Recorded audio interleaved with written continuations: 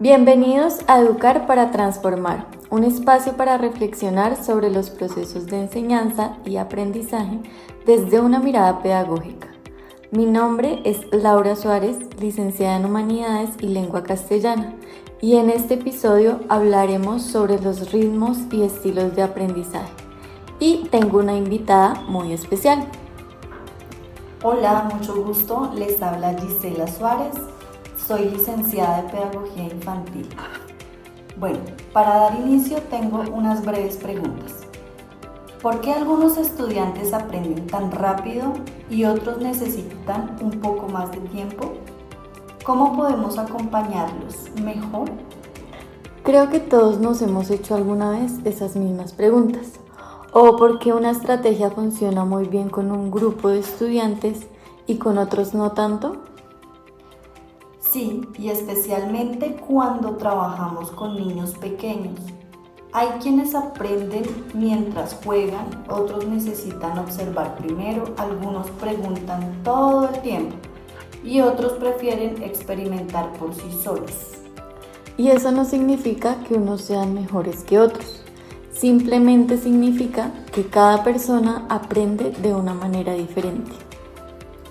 Por eso hoy queremos hablar sobre la enseñanza del aprendizaje y la metacognición desde nuestra práctica docente.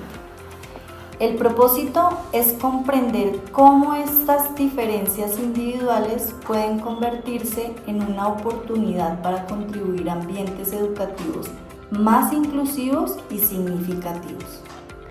Cuando pensamos en enseñar, muchas veces nos imaginamos al profesor explicando un tema frente al tablero, pero enseñar va mucho más allá.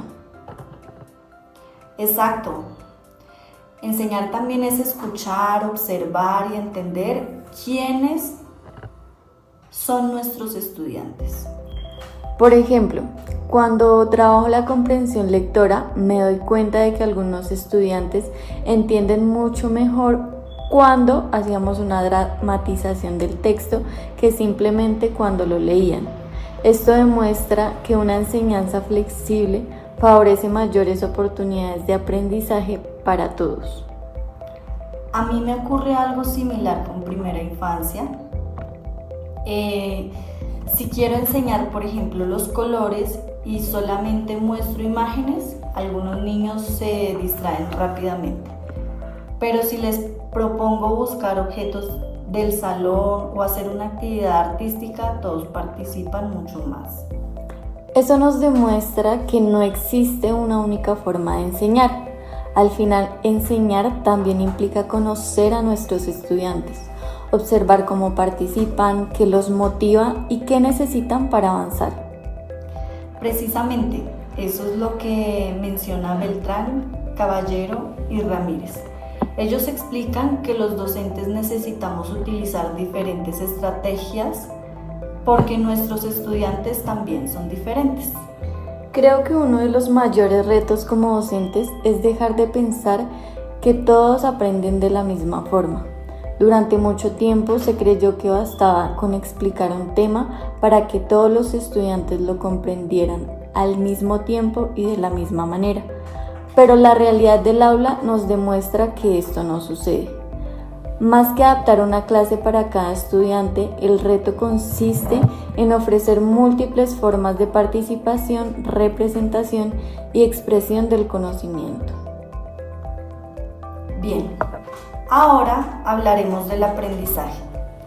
A veces creemos que el aprendizaje significa memorizar información, pero realmente aprender implica comprender, relacionar lo nuevo con lo que ya sabemos y utilizar ese conocimiento en diferentes situaciones.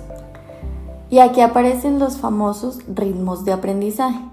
Todos hemos tenido estudiantes que terminan una actividad en 10 minutos y otros que necesitan quizás media hora.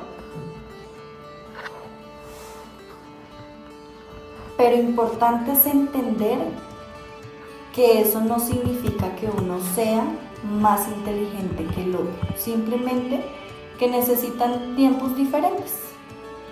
También es interesante abordar el tema de los estilos de aprendizaje, los cuales se pueden derivar a partir de dos enfoques. El primero es el enfoque PAC, los cuales son visual, auditivo, lectura, escritura y kinestésico. El otro enfoque es el COL, el cual nos refiere que el aprendizaje es un proceso continuo basado en la experiencia y de este podemos nombrar el activo, reflexivo, teórico y pragmático.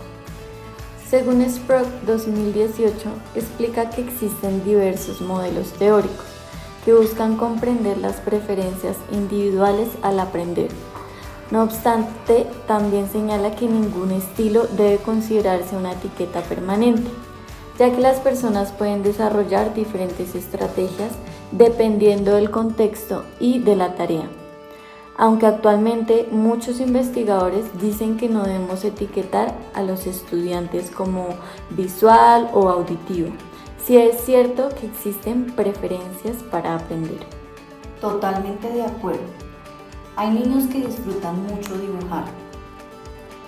Otros necesitan estar en constante movimiento. Otros aprenden escuchando cuentos y haciendo preguntas. En mis clases trato de variar las actividades. Un día hacemos debates, otros días escribimos, después trabajamos con videos o mapas conceptuales. De esta forma, todos encuentran su momento para participar. Hay un concepto que me parece muy interesante y es la metacognición. Confieso que la primera vez que escuché la palabra pensé que era algo muy complicado. Pero realmente significa algo muy sencillo. Básicamente es aprender a pensar sobre cómo aprendemos. Es decir, implica reconocer cómo aprender, cuáles son sus fortalezas, qué dificultades presenta y qué estrategias puede utilizar para mejorar. Por ejemplo, un estudiante que dice, entendí mejor porque lo dibujé o necesito volver a leer para comprenderlo. En este momento está haciendo metacognición. Con mis estudiantes realizo preguntas muy simples. Por ejemplo, ¿qué fue lo que más te gustó? ¿Qué fue difícil? ¿Cómo lograste hacerlo? Esas pequeñas conversaciones ayudan muchísimo. En mi práctica docente procuro identificar estas diferencias mediante la observación constante, actividades diagnósticas, conversación con los estudiantes, revisión de producciones y evaluación continua. Esto me permite ajustar las actividades cuando identifico que algunos estudiantes necesitan otros recursos para comprender los contenidos. Además favorecen la autonomía, ya que poco a poco el estudiante deja de depender completamente del docente. Según Mendoza, León y Gilar y Vizcaíno 2022 destacan que promover procesos metacognitivos favorecen un mejor rendimiento académico, ya que permite al estudiante planificar, monitorear y evaluar sus propias estrategias de aprendizaje. Si tuviéramos que resumir todo lo que hemos comentado, podríamos pensar en una clase, tal vez sobre un cuento. Mientras unos estudiantes prefieren leerlo, otros pueden presentarlo mediante una dramatización y mediante un dibujo. Todos están aprendiendo un mismo contenido, pero utilizando estrategias diferentes, y de esta forma se enriquece el aprendizaje. También podemos abordar la filosofía educativa Reggio Emilia, creada por Loris Malaguchi, quien nos aporta que es muy interesante trabajar los temas bajo los propios intereses de los estudiantes. Sí, él nos habla acerca de los 100 lenguajes en donde nos refieren a los niños, que los niños tienen infinidad de formas para pensar, para expresarse, comunicarse y para crear. Una frase muy reconocida de este pedagogo es: los niños tienen 100 lenguajes, pero les robamos 99. Exactamente. Bueno, y para hacer como unas pequeñas conclusiones, después de preparar este podcast, nos quedó una reflexión muy importante. Como docentes, nuestro papel no consiste únicamente en enseñar contenidos, sino en acompañar a cada estudiante para que descubra la mejor manera de aprender. Educar implica reconocer que cada estudiante aprende de manera diferente, y precisamente en esa diversidad se encuentra una de las mayores riquezas del proceso educativo. La enseñanza debe responder a esta diversidad mediante estrategias flexibles, ambientes inclusivos y oportunidades para que todos los estudiantes desarrollen sus capacidades. Esperamos que esta conversación también invite a otros docentes a observar más a sus estudiantes y a reconocer la riqueza que existe en la diversidad del aula. Muchas gracias por escucharnos. Nos encontramos en un próximo episodio. Los dejo con una célebre frase: la educación no es la preparación para la vida, la educación es la vida misma. John Dewey. No olviden educar transformando. Hasta pronto. Hasta pronto.